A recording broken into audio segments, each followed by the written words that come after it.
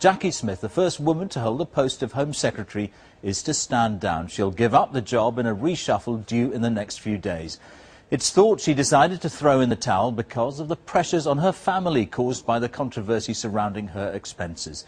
She's the most high-profile casualty in a day that's seen a string of Labour politicians saying they'll be leaving Parliament altogether. As our political correspondent Rita Chakrabarti reports, the last 24 hours have left Gordon Brown's top team battered and bruised.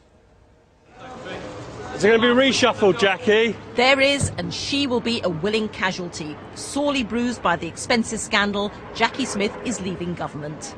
I think being a woman Home Secretary will mean that her place in history is assured, because she was the first. And I think that she was a very effective Home Secretary in dealing with some of the very difficult issues that the government has faced. Jacqui Smith was one of the so-called Blair babes elected in Labour's landslide in 1997. She became Home Secretary 10 years later and within hours had to deal with the attempted terror attacks in Glasgow and London. She was praised for her coolness, but other controversies followed, including police anger over pay. But the worst came this year over her expenses, when it was revealed she made claims on her family home in the Midlands rather than a place she shared with her sister in London. And the humiliation of her husband claiming for 2 adult movies and being forced to apologise to the cameras. Mr. Speaker, Business as usual for Jacqui Smith this afternoon, even though she may be jumping before her boss can push her. Not so the Chancellor Alistair Darling. He too has been weakened by his expenses claims, but is waiting to see what the reshuffle holds for him. Could it be School Secretary Ed Balls who gets his job? Good morning, Chancellor. For the man who'll decide, it's far from child's play. His Home Secretary's going, his Chancellor's damaged, so are other Cabinet Ministers. Is Gordon Brown really going to hang on to them? No, you're saying to the public, these are men and women I am currently, until there's reason not to be, comfortable with to serve the country. Now, maybe in this job or that job, but they are people fit to serve. There are people who have done a great job in government, but when I make my changes, I'll make the changes that are right for the country. 3 more Labour MPs said today they won't stand at the next election. David Chater is being investigated for claiming on a mortgage he'd paid off. Children's Minister Beverly Hughes said she was stepping down for personal reasons, and former Health Secretary Patricia Hewitt to spend more time with her family.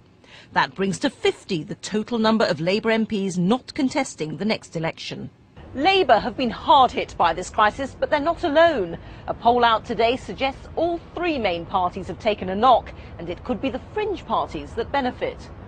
The Tory leader accepted it had hurt his party, but he said he was dealing with it. Everyone is affected by this.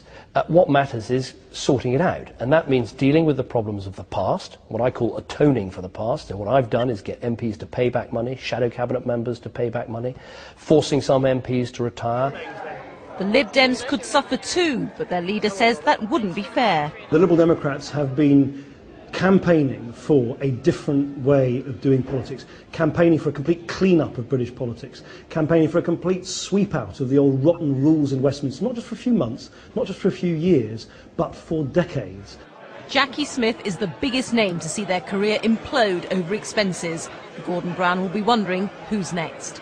Rita Chakrabarti, BBC News, Westminster. Well, our political editor Nick Robinson is in Downing Street. Nick, the Home Secretary quitting, 3 MPs saying they're going to leave Parliament altogether, and as Rita was just saying, who next? Well, I can tell you who next. Tom Watson, a close ally of the Prime Minister. He's in a junior ministerial job. He too has let it be known that he doesn't want to stay in his ministerial job because we're told he wants to spend more time with his family and his constituency. Now, some will say there must be some conspiracy here, some attempt to damage Gordon Brown by all these coordinated announcements. I think the truth is much more mundane, but just as painful for Gordon Brown.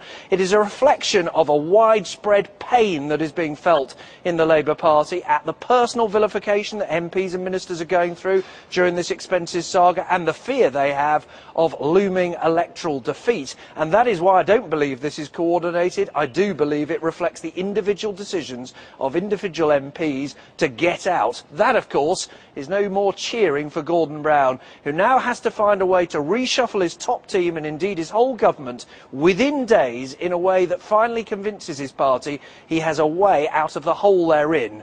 If they don't, and they're not convinced, they may look for someone else. OK, Nick, thank you.